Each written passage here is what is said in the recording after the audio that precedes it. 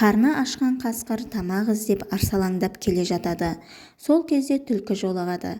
«Қасеке, жолың болсын, қайда жортып барасың?» деп сұрайды түлкі жылмаңдап. «Түкем, қарным ашты, тамақ іздеп барамын. Қасекай, менің де қарным ашып келе жатыр. Өзің кездестің, жолым болады екен, бірге іздейік. Ал түке ендеше баста» дейді қасқыр. Қасқыр мен түлкі жорта жөнеледі. Бір мезгілде төңкеріліп жатқан қойдың тегенедей құйрығына тап болады. Қуанғаннан қасқырдың екі көзі сексеуілдің шоғындай жайнап кетеді. Оп-оңай табыла қалған тамаққа таңырқап түлкіден сұрайды. «Түке, бұл неғылған батпан құйрық, тегіннен тегін айдалада жатқан құйрық». Түлкі ойланған боп қипылықтап жауап қайырады. «Апырмай Қасекай, бір алаңғасар базарға барған шығар, арзан бағаға алған шығар, қанжығасына бос байлап содан түсіп қалған шығар. Әй Түке, сонда да мен осыныңнан қауіптеніп тұрмын. Қасеке, сен қауіптеніп қорқатын болсаң, мен ақ жей салайын» деп түлкі құйрыққа ұмтыла бергенде тоқта деп қасқыр арс ете қалады. Түлкі жалт беріп құйрығын бұлаңдатып шоқиып отыра кетеді. Ашқарақ қасқыр былқылдақ құйрыққа ауызды салып кеп жібереді.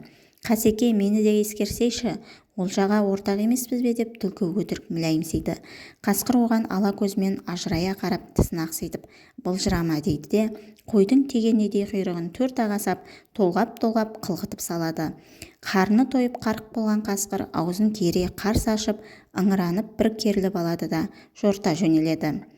Іші біліп мұртынан күліп қасқырдың соңынан келе жатқан түлкі «Апырай Қасекай, әлгі май құйрықтан тым болмаса бір түйір дәм татырмадың, деп күңкілдейді.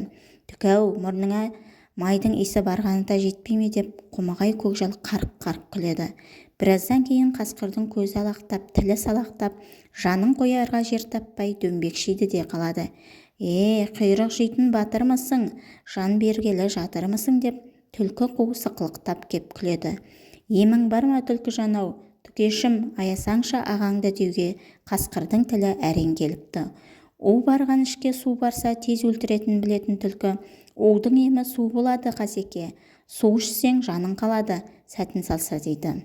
Қасқыр қалған бар күшін жинап суды тілмен жалап алады да қалпақтай ұшып түседі. «Міне саған батпан құйрық, айдалада тегіннен тегін жатқан құйрық» дейді де түлкі өз жөніне кете барады.